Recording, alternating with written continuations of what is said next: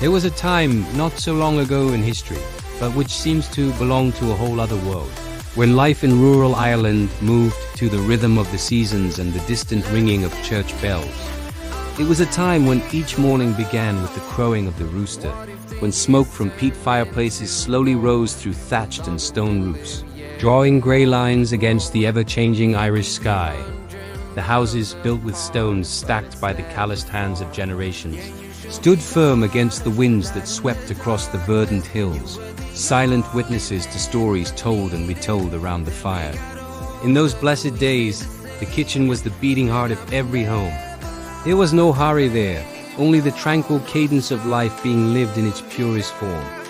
The old iron kettle hung over the orange flames of the peat, releasing its comforting steam, while the unmistakable smell of soda bread baking in the oven bound the soul to the earth. The whitewashed walls, stained here and there by time and smoke, held the warmth of whispered conversations, children's laughter, and murmured prayers before bedtime. The stone floor, polished by decades of bare footsteps and muddy boots, told its own story of work and devotion.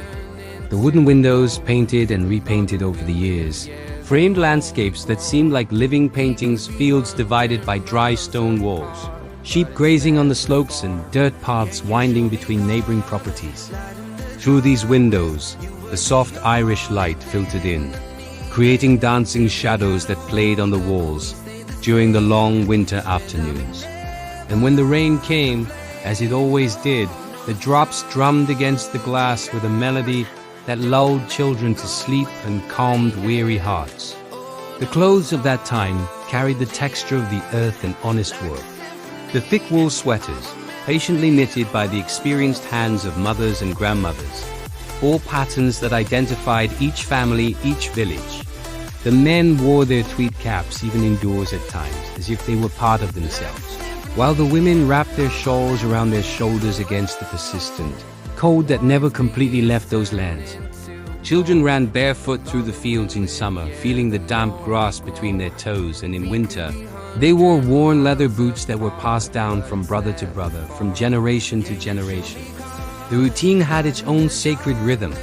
Mornings began before dawn, with the men going out to milk the cows, their lanterns swaying like fireflies in the bluish darkness. The women lit the fire, always kept alive since the previous night, gently blowing on the embers until the flames danced again. Breakfast was simple but hearty. Oatmeal porridge, fresh eggs from the henhouse, thick slices of bacon smoked in-house, all accompanied by strong dark tea that kept bodies warm against the damp cold. The afternoons were dedicated to working the land, that ancient and profound relationship between man and the soil that sustained him. The potato fields stretched out in orderly rows, while the vegetable gardens near the houses provided cabbages, carrots, and turnips that would feed the family during the dark months. The men cut and piled peat in the swamps, the precious fuel that would keep the houses warm when the winter winds howled against the doors. Each task was performed with the patience of those who know that the land cannot be rushed, that everything has its right time under the Irish sky. The nights were magical in their simplicity. When darkness descended upon the hills and the fields became indistinct shadows, families gathered around the hearth. The peat light danced on faces, illuminating smiles and bright eyes as old stories were told once more.